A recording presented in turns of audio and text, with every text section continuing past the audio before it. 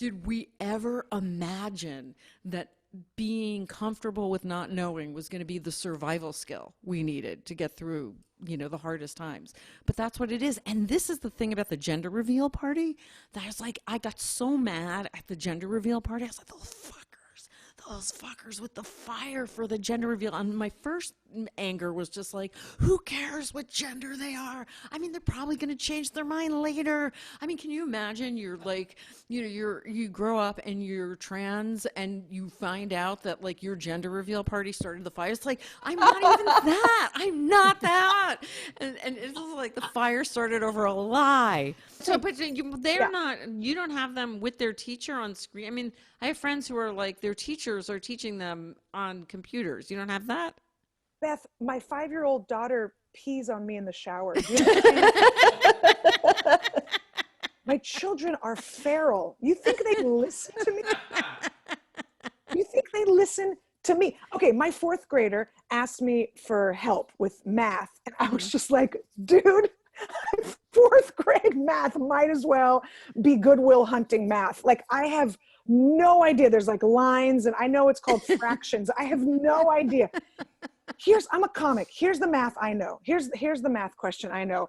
If a booker says do 20 minutes for chicken strips and you do 30 minutes, should she or he also pay you in nachos? That's the math I know. So I have a friend who like doesn't listen and always mispronounces everyone's names. And I already told you this, but like, I can't get over it. I said to her, I'm having a barbecue. Can you get hamburgers, buns, and hot dog buns? Okay. So she comes over with hamburger buns and hoagie roll. Here they fucking are. Where the fuck are they? This. It's not a hot dog. It's like, I think she just saw the H and the O, and that's it. Then she fucking was like, forget it. So we have hot dogs. Look how big this fucking thing is. The things that got me through my own meltdown was a book called My Life by Debbie Reynolds.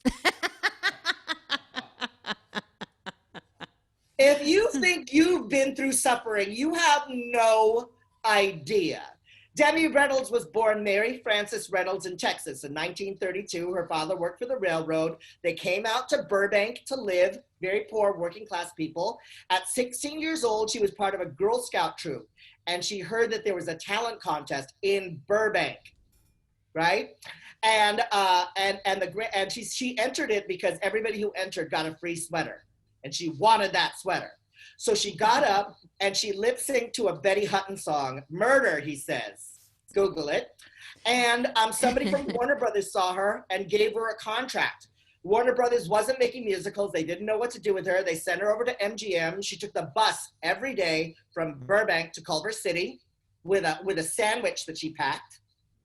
And she did bit parts until she was cast in Singing in the Rain when she was 19 years old. And she wasn't a formally trained actress, singer, or dancer. And Gene Kelly was really mean to her. He used to yell at her on the set, "Why are we stuck with her? There's a million people on this lot who can actually sing, dance, and act."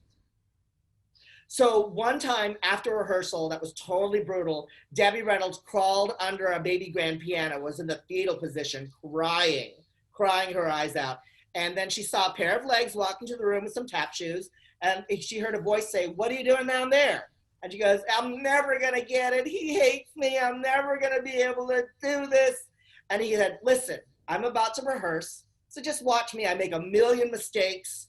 And it takes me forever to get a routine. And maybe by watching my process, you'll see that you can do it too." Turns out that person was Fred Astaire. Oh, wow. Let's be honest. My mom was a size queen. I honor her with this bit. My mom told me it's possible to love a man without a large penis, but it's not easy. My mother told me that. And I didn't know that I needed therapy about it until like 15 minutes ago. I mean, if you don't know that you're damaged, are you even damaged? Wow, that is one of the most existential questions that I think has ever been posed.